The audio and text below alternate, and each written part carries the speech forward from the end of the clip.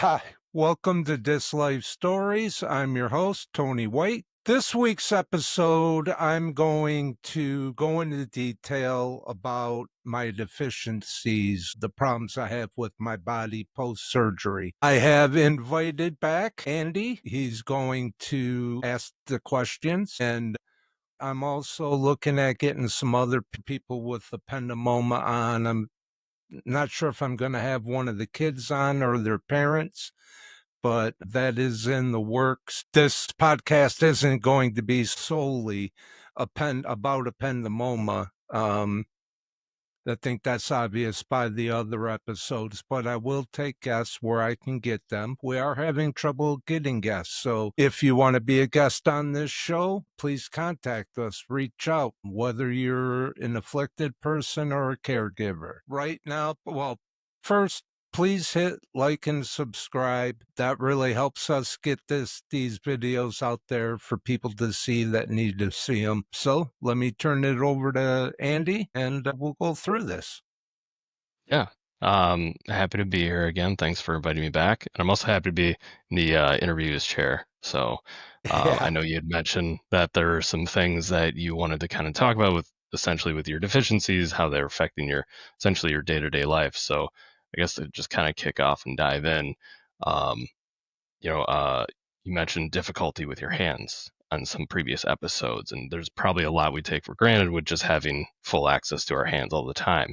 Would you mind just kind of diving in, give us an overview? What is it? What like your day to day life like currently now in your state with, how this is affecting your hands? Well, let's see if I can show them. You see how my two ring fingers are curving in? Yeah. That's if you see the commercials on TV, that's called Dupuytren's. And when it's on the index finger, when it happens to that finger, they call it trigger finger. I'm sure everybody's heard of that before. So here, I'm going to try to not close my hand, but I'm going to try to close the gaps between the fingers. Wow. Yeah.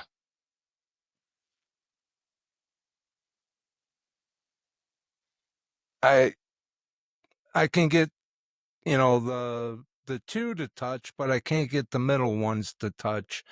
This hand, about 9 months after surgery, I don't know if you can tell, but this hand is swollen a little bit.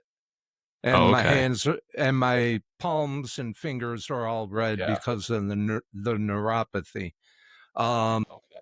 but this one swelled. It didn't swell a lot, but when you have trouble using your hands already and it swells, it just makes it that much more difficult to use. So my left hand, if people can't tell, it's pretty much useless. What I use it for is to hold my phone while I'm on it, and maybe to carry some light things because I don't have any strength in this arm. When they did the before and after surgery, they did a strength test where I'd put my arms out and they push down and I had to try to resist. They push up, I have to try to resist. So they go to push down on my left arm. My left arm's just like, okay, that's what you want to do. I mean, there was no resistance. And my second neurologist after post surgery, he pretty much said that it's going to be that way for the rest of my life. That ain't getting any Wow. better. And the hand thing, so I have trouble. I know I sent you some things about my health and, in bullet points so we could go over it. But this one, the hand affects many aspects. So, like when I go to take a shower and you think about washing your hair, well, I can't close my fingers. What happens when I pour the shampoo in my hands? Just goes right through. I can't get it on my head. Today, actually, I did try to take a shower by myself and I was successful. Washed every part of my body, including my hair. And my life has become a series of finding ways around my deficiencies because they're just not going to be getting any better. So I got to find another way to, I still got to do the same stuff. So the way I washed my hair today was I took the shampoo bottle on top of my head and then just started rubbing it in. You know, what else am I going to do? I can't hold the stuff in my hand. When you think this is going to be a disgusting subject for our viewers, we're going to talk Content about warning. poop. Yeah, or this is a poop warning. All right. So one of the things you don't think about is when your hands work is how you use toilet paper. And so post surgery, when I can't get my hands here, put your hand up, put all your fingers to a point, the same point, not like close it. And I see. yeah, I can barely do that. I can't do it at all with this hand. I can barely do it with this. So when I take the toilet paper and I go to wipe, I'm going to get poop on my hand. So when I try to wipe, so I try not to go out in public without my wife in case I have to poop. And we had to get those bidets that attach to the toilet seat. Yeah. Because because she works. So and I Yeah. pooped during the day. So So I that's gotta. that. This Oh go ahead. no, I'm sorry, I didn't mean to interrupt. No, I was just going to go on to something else. I gotta ask because, like, for some, like, for someone without the deficiency, like doing this or doing this, it's a deliberate action, but it's pretty unconscious. Like, I don't, there's no resistance. So what does that feel like when you're trying to close your hand like that? Do you feel a resistance, or is it more of you're not doing it, or like you can see that your hand's not closing, and that like it's just not connecting? Yeah, like I'm trying to close the gap between these two fingers right now. I mean, and so the sensation is I'm trying. Hey, look at that.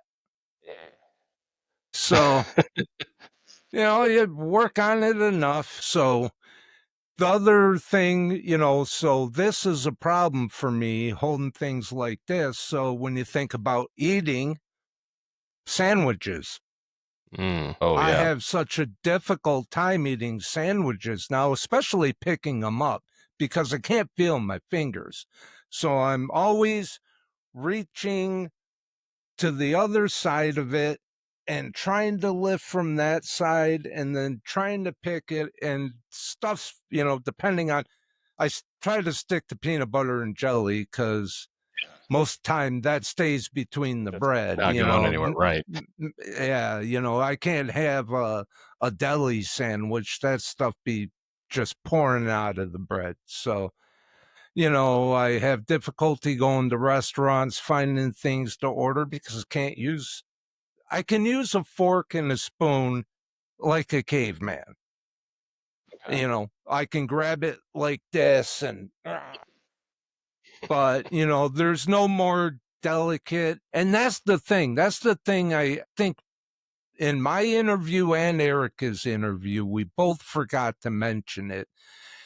But one thing that really surprised me with the deficiencies in my hands was using a fork or a spoon because I realized in that because I can't, use it hold it the normal way as if you were out in public and wanted to look, classy. But so I have the fork in my hand and I can't feel my fingers.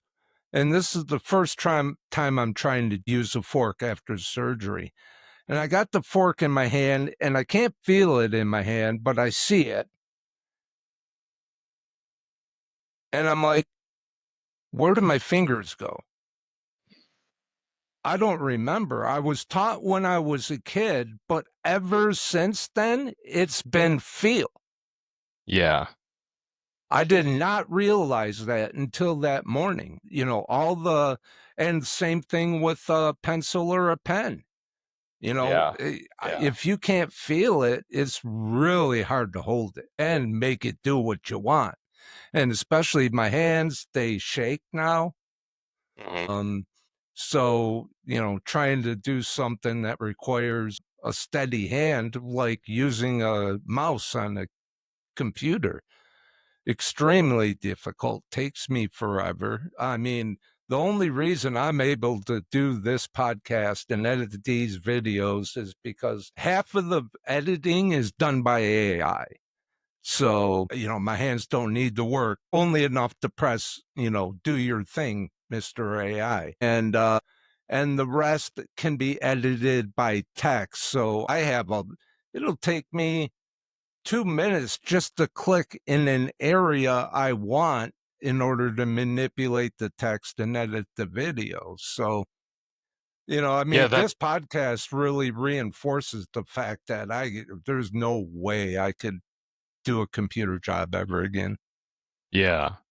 Yeah, and that's it given the fact that you have no feeling in your hands and the fact that your fingers are limited in their mobility already, like, there's so much that I feel like we take for granted that is tactile, so, like, obviously, like, a keyboard's probably out of the question entirely, right? Well, my brother spent well, he works for Microsoft, so I don't know, and this is a Microsoft thing, but he got me a handy capable keyboard and mouse. I can't use the mouse, it's too cumbersome, but the keyboard is almost like a child's keyboard with the bigger keys and stuff. That it takes me a long I couldn't type up a report or anything, I Yeah, couldn't actually for this podcast, I couldn't type up a script, at least not on my computer. I've had yeah. one finger I have feeling in, it's this one, and that's the one I use on my phone. And Oh, okay. this is how most of this podcast gets done. Yeah. Honestly, all the stuff I put out on social media, all done on the phone with this finger, because doing it on here, I mean, I got 8 hours during the day, but I don't want to spend 8 hours of frustration, Right, So, right. Yeah, I mean, a lot of what our careers entail is quite a bit like, I can't even imagine what that would be like and how limiting that would be, and to try to dive into that with, just essentially the feeling in one finger, and let alone the limitations of using what again, like the standards of what we have, at least I take for granted every day. So even kind of going further, like talk about just getting dressed. Like how difficult is that? I would imagine that must be even more painful given that you have the limited mobility and you lack the tactile sense there. right. All right. So let me go through my shower today, because the plan was take a shower and get dressed. So I took a shower and everything was fine. And then we turned to the socks. And here's the thing about me and socks. Post surgery, about within the first 6 months after I got out for surgery, I got a blood clot in my leg.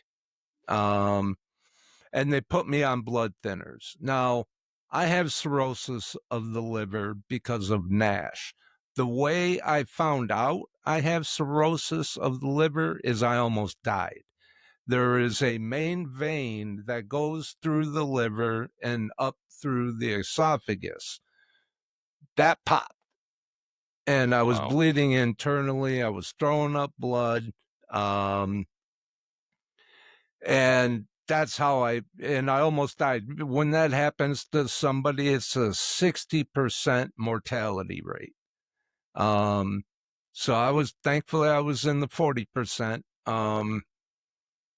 But that's how I found out I had it. Um, so when you get a blood clot, first thing to do is put you on blood thinners. Now, every year I go in, a matter of fact, I just went in to have that checked. They go in every year to make sure it's not bubbling up again. And when they see that it kind of is, they grade it on a 1 to 4 scale. So when they see it get up to 3, they do what's called the banding. which I've been told is like basically putting a Band-Aid on it from the inside. And that hurts every time you eat or drink something. It takes 3 days to get over, and it's just a miserable 3 days. But where was I going? And I'm sorry, wait, just really quick, was that every time they check it or every time they do the banding of it that it's Just that the painful? banding.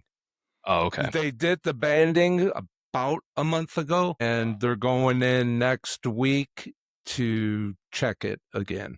So, Gotcha. So yeah, before that we were talking about socks and then you had the blood clot. yeah, yeah. So this does lead to the blood clot, and I apologize for that. The lyric is much better than gabapentin with my mental acuity, but it still affects it. So I still lose track of what I'm saying. But so they put me on blood thinners and for the blood clot. And I'm like, that doesn't seem smart because 60% mortality rate, you put blood thinners in that, I'm bleeding quicker. You might as well make that a 90% mortality rate. Well, I just, on my own, I just quit taking it. Yeah. And I went back for my follow up visit and it was pretty much gone. And, I had told the nurse, I hadn't seen the doctor yet. I told the nurse I had stopped taking it. She's like, "Well, I'm going to tell the doctor that's bad." And I'm like, whatever. So doctor comes in, he's like, "So you quit taking the medication?" I'm like, "Yeah." And I told it the thing that happened was called esophageal varices. So I told them about the esophageal varices. Told them, I said, I figured that pump it up to 90%. So, mortality rate. So, what am I going to die from that or a blood clot? What does it matter? And, and he was, he was completely in agreement. He's like, yeah, no, you shouldn't be on blood thinners at all. He said, if need be, if you keep, he goes, I'm going to prescribe you, what do you call those socks? Like compression socks? Yeah, but they're specific for people that get blood clots in their Okay. legs. And so he's like, I'm going to prescribe you those. You wear those every day. And he goes, if it becomes a problem, I guess there's a little mesh net that right at the joint where your legs uh, join the rest of your body. I guess that's where they put the mesh things and it'll catch any blood clots flowing up from the legs. So that's the current plan. So I take a shower and I'm going to get dressed. And I got the compression socks there. With my lack of grip strength and my lack of strength in my arms, there's no way I'm getting those on. So I had to ask my wife to go grab me some socks because I didn't want to walk around the house naked. And so she went and grabbed me socks and she waited around to see what if I was going to need help with anything. I did need help getting deodorant on. I did need help getting socks on. And I needed help getting this hoodie on. I don't know if the audience has seen. I got a logo hoodie. Branded content. And that's right. And it's Adidas. I don't know where that symbol is, but yeah, so there's some things because my shoulders are a problem too. There's some shirts and, sweatshirts, hoodies type things that I can't get on by myself because it's just too close and I don't have the strength or the dexterity to do it. There's some I need help with getting some jackets on because of my shoulders. So, but yeah, I couldn't reach down to get my socks on my feet. So my wife Yeah. had to help me with that. I can throw my underwear or shorts or pants. I can throw them over one foot and wiggle it up the leg, and sometimes I have trouble with getting the second leg in, but Yeah. So it's yeah, a struggle, man.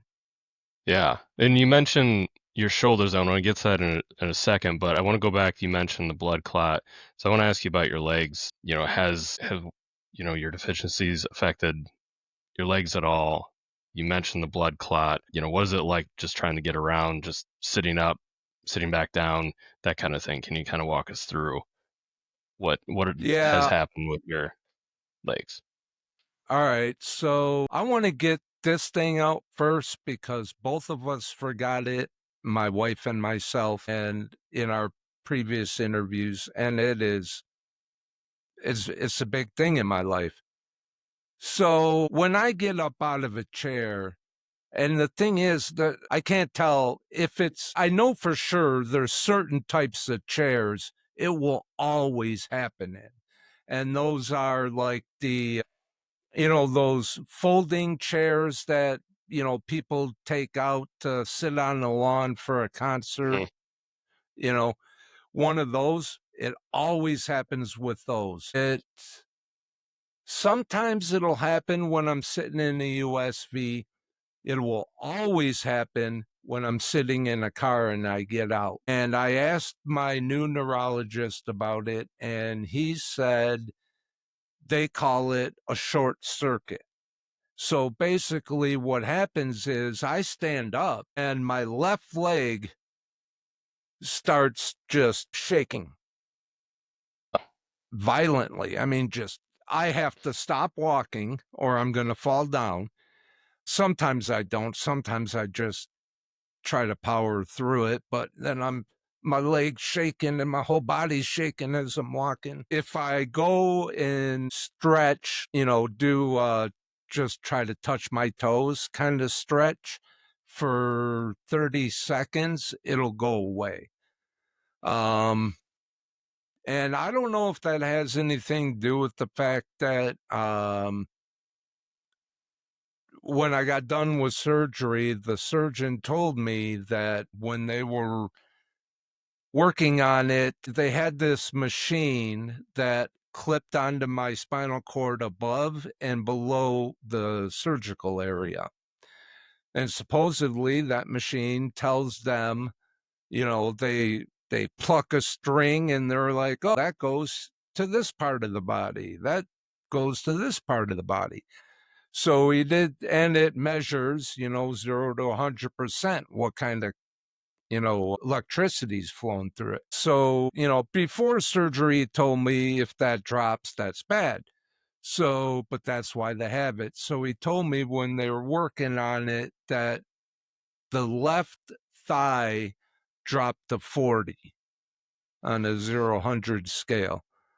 So he told me I was going to have problems with my left leg. So I guess that's the problem. That's the only thing different from the right. It never happens with the right. Um, let's see. When I first got out of surgery, the bottom of my feet were numb, and I had proprioception. And for people that don't know what that is, and I used to have pre-surgery, I had that in spades. Like I'd be laying in bed and I'd have my hands on my chest, or no, I'd have my hand to my side, my left arm, but I'm laying in bed and I close my eyes and my body feels it right here. The Wow. body Yeah. proprioception is the body doesn't know where the limbs are. Mhm. Um, so I had that with my feet, and I had numbness on the bottom. Now it's pins and needles on the bottom. Now I can't walk around. If I were to walk around in bare feet, a speck of anything on the floor will feel like I'm stepping on a shard of glass. Wow. So I never go without socks. And as a matter of fact, I rarely ever go without shoes. But as far as walking, I've been told by other people that see me walk that my gait has more or less returned to normal. Well, not normal, but a lot closer than, right after surgery. Learning to walk again was very difficult. Going up and down stairs is still difficult for me. I have to have a railing. And I live in an old house, historic house. So the steps in this house are old school. So they are Yeah. not safe for me. So I actually had Craig, who interviewed me and Erica, I had asked him, he came over and put up rails on both sides for me. Craig's been a lot of help in that way since surgery. Standing, I can do for a while. Standing is a problem for me, but not because of the legs. That's more of a neck and shoulder issue. I can't run anymore. That's, you know, I will fall if I try to run. But for the most part, my walking is normal.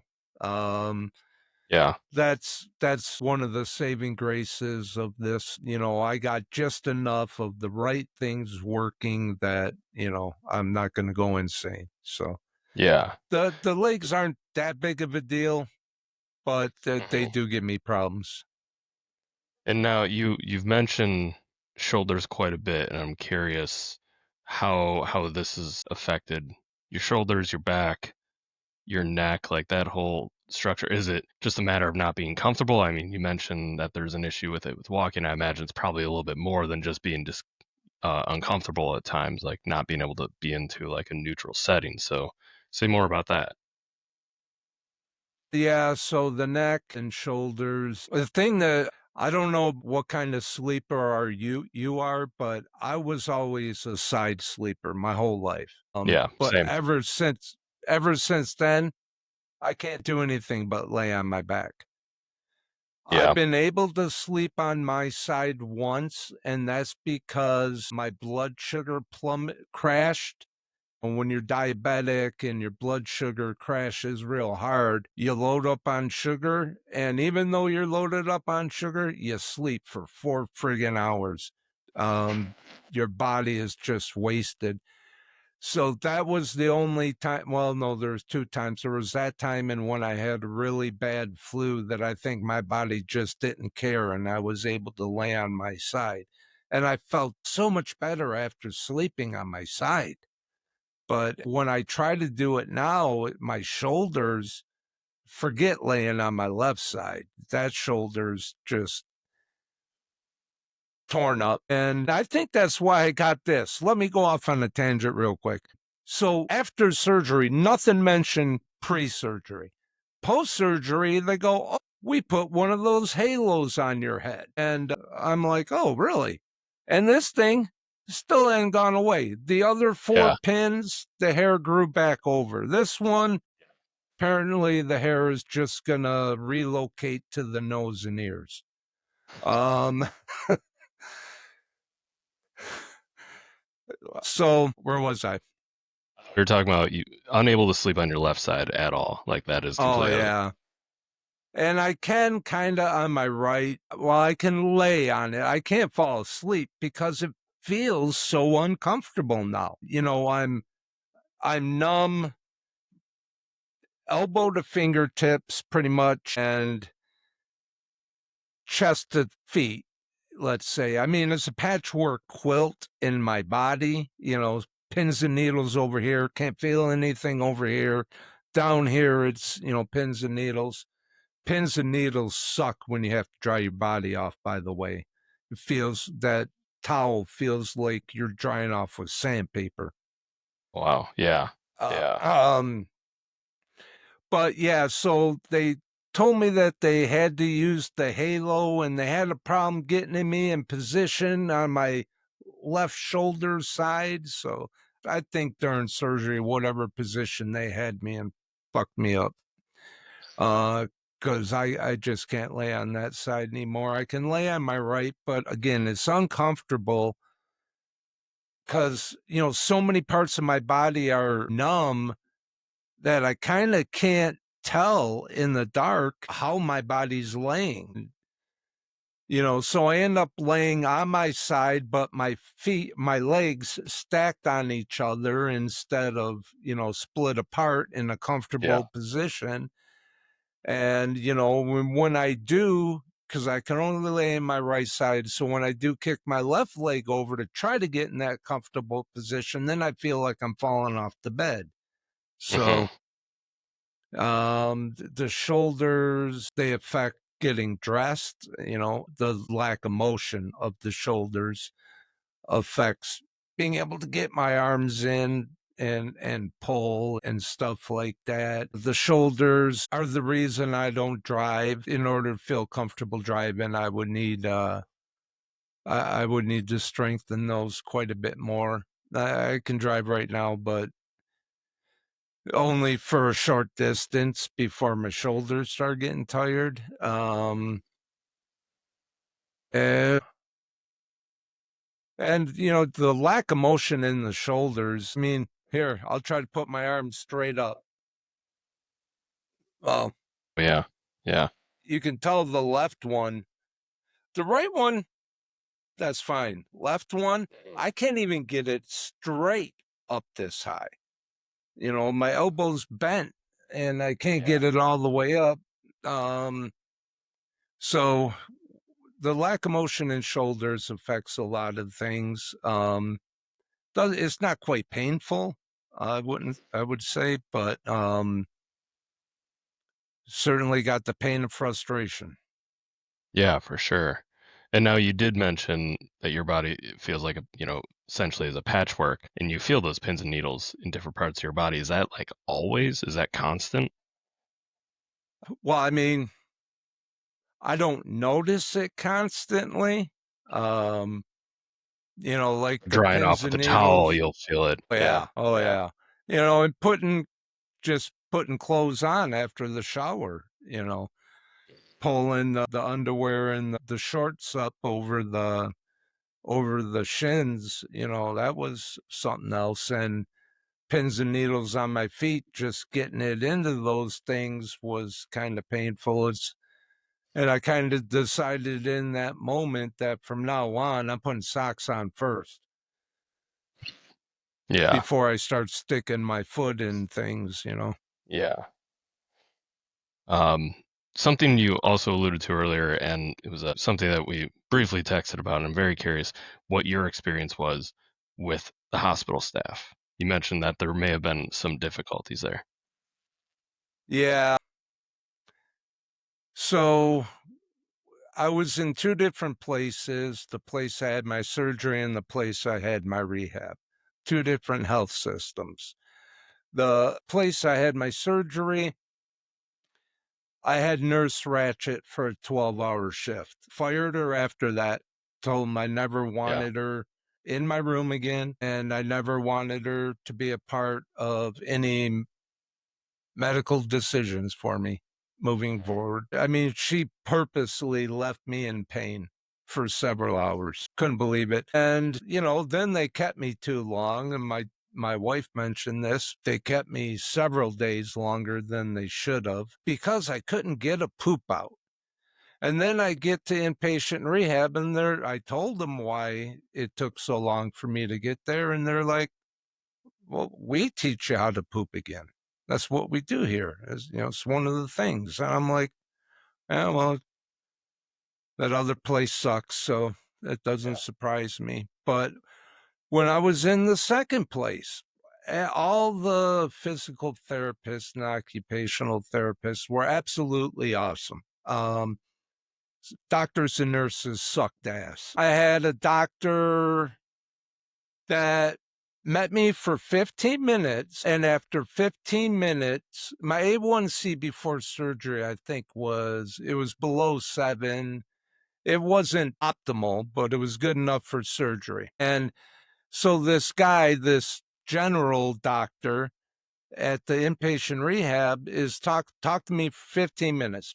15 minutes he's known me in life. And decides to tell me that my endocrinologist, the guy who handles my diabetes, is an idiot, doesn't know what Oh, he's doing. And, I'm like, after a 15-minute conversation, I think there is one idiot in this equation, but I don't think it's my endocrinologist. Um, And then the idiot staff, all right, I don't know what, if anything, you know about diabetes, but they would, in order to test my blood sugar, every single time they came in half hour to an hour after I ate. Do you know what a diabetic person's blood sugar is going to be? Somebody who doesn't shoot, because like my brother could eat, a box of cupcakes and shoot enough insulin and get around it. Um, I'm type 2 diabetic. I don't shoot insulin. So when you take the blood sugar for a type 2 diabetic after they eat, it's going to be high. Yeah. That's how they know. So I had one doctor come in, or nurse, I don't remember, and they're, oh no, well, I had both of them did it. I had a nurse come in, took the blood sugar, and oh my God, Mr. White, your blood sugar's over 200. Well, no shit, I just ate dinner an hour ago. Yeah, but your blood sugar shouldn't be 200. I was like, how do you think they know I got diabetes? And my brother has type 1. He's had it since he was 18. He's actually insulin resistant now, 100% insulin resistant. So he knows a lot about diabetes, obviously. And I'm sitting there telling him about it, and he's just in shock, rolling his eyes like, why would a medical, if these people are supposed to know better? But so for weeks I'm getting shit from the staff about my blood sugar. And I had this one guy late at night, I was talking to my wife. She told this story. Talking to my wife on the phone, we were watching the same TV show together, so we were being quiet, and the phone was just sitting there, and so the screen blacked out. And then this doctor comes in and starts talking to me about my blood sugar like I'm a 4-year-old. And, the screen was black, so he didn't know my wife was listening, and she was on speakerphone. So, she's like, well, his blood sugar was fine before you went in there. What the hell are you guys doing? And that guy like turned white. He couldn't believe there was somebody else hearing what he just told me. And I had a nurse come in late at night one night and go, if I have a loaf of bread in this hand and I have a salad in this hand, which one's better for your diabetes? I'm like, fuck you. Get out. Yeah. I don't want to see you in my room again. And I finally had to talk to the lady who was second in charge. And I'm like, you guys are done. I said, can you tell me what my blood sugar is going to be being a type 2 diabetic? Can you tell me if my blood sugar is going to be high an hour after I eat? She said, well, yeah, it is. I said, then why does your staff keep taking my blood sugar an hour after I eat? Why aren't they taking an hour before, 5 minutes before? But they aren't. They're taking an hour after, and then they're coming in my room and giving me fucking shit. So you know what? You're done taking my blood sugar. I'm fine. Stay a hell out of it. She agreed. She's the second in charge. Another night, this nurse comes in. Oh, I need to take your blood sugar. Nope. I got an agreement with the director's right hand. No more blood sugar. Oh, well, I'm not going to give you your medication your diabetes medication if I don't take your blood sugar.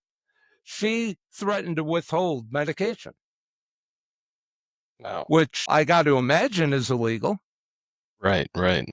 So at that point, I told the director, I'm the fuck out of here. If your people are going to do that, Yeah. discharge me now. He goes, Mhm. because he heard about it. He heard about it that night. And when he came in the morning, I hadn't seen him yet. I hadn't said a word to him about it. He walked into my room and I went off. I was like, motherfucker, I'm out of here today. He's like, Mr. White, I already got the paperwork going. I was like, yeah, you know, I could sue your fucking ass. Wow, that's So, wild. and then so the doctor that did surgery, I go to see him, and it's months later and I'm still not getting better. And he's like, all right, well, you've got, and they did a test, and I had carpal tunnel in both arms, and I had ulnar compression. And the ulnar nerve is what everybody calls the funny bone, Oh, okay. the one that goes right under your elbow. So he's like, let's fix these, see if that helps you get better. I'm like, oh, yeah, I need to get my ass back to work. So he refers me to another neurologist on the same floor, and I go see him. So he tells me to I tell him I can't feel my hands, my fingers. He tells me to close my eyes and takes a pen and starts poking my fingers. And I'm supposed to guess which one he's poking. So apparently I'm getting them wrong. And apparently he doesn't believe me, because then he takes the pen and pokes me in the fucking cheek and draws blood. And I'm like, and I almost cocked back. Hmm. And, I'm like, and he's like, you are telling the truth. I'm like, you fucking asshole. That's the kind of, I was telling my brother that story, and he's like, oh my God, how do you keep finding these doctors? I'm Yeah. like, I don't know. And then, I had the guy who did the surgery, I had to quit seeing him because his nurse lied to me and my wife, and then called us and left a voicemail saying, I'm sorry, you misunderstood me. And it's like, no, you flat out lied. And if you're going to flat out lie about an appointment, why not flat out lie about something on my medical information? How do I know? How can I trust I'm getting the truth from you now, when you flat out lied, and then you're not going to be a professional or an adult and admit it? Now I can't take anything out of your mouth. So now I got to go find another surgeon. But what I found out was that if this does come back, they don't do a second surgery. So, Oh, and that guy was 45 minutes away. So 45 minutes there, an hour appointment, 45 minutes back. My wife's taking a half day off work, just take me to that appointment. Whereas, there's a neurologist 5 minutes down the road. So who has done surgeries on these. So I switched to him, and that's where I am now. And I guess the only complaint I got about him, I have about everything, because I got a endocrinologist for my diabetes. I got a internist for my liver. I got a neurologist for the ependymoma, and I got a general practitioner for everything else. I mentioned the swelling of the hand to all of them. You know what the reaction was across the board? Oh, that's weird. Anyway, not what you want to hear. nobody. Yeah, Yeah. there wasn't one doctor that was like, oh, well, let's look into that. I don't know. So I guess normal, Here to stay with that, I guess. right? That's been, I mean, to go through, the the illness, the surgery, that in and of itself, that's been quite traumatic. But it sounds like it's been one hell of a ride ever since then with everything else. So yeah, Yeah. I appreciate you diving deeper into a lot of the daily stuff, and even the more routine stuff of having to go in and or be in the hospital, your experience with specialists and all that. So yeah, thank you for diving into that. Was there anything else that you wanted to cover? Well, I just thought I'd mention that. Yeah, There's a certain mutual company that you and I worked at. The wording when I got fired, and of course I can't work. So, I don't blame them for letting me go. Do have a problem with the wordage, the wording, we can no longer accommodate you. I thought was, well, despicable. Yeah, that's very condescending. Yeah. That's too bad. Um, And I don't and what's know. funny is the company that pays me now, Mutual of Omaha, got a letter from them during that process. That mutual company we work for tried to get rid of some benefit of mine, and it forced Mutual of Omaha to send me an obligatory letter telling me that because of that, I could sue them, and here's where I need to go to do it. Wow. I remember after hearing about you being fired, I remember very specifically you said, I gave them 10 years and they gave me 8 months. Yeah. I just remember They like gave me that 8 months to get better. I mean, it's been 3 years and I haven't got better. So ultimately, right decision. But yeah, I gave them 10 years. They gave me 8 months. yeah, Well, technically, I think about a year. They gave me 8 months to get better. They gave me a year off. But yeah. Still not a lot of return on investment there. right. Yeah. All right. Well, thank you, Andy. We Yeah, have thank you. covered everything. This definitely is a longer episode than I ever thought it would be. I'm sitting here looking at the time right now, 51 minutes going, are you kidding me?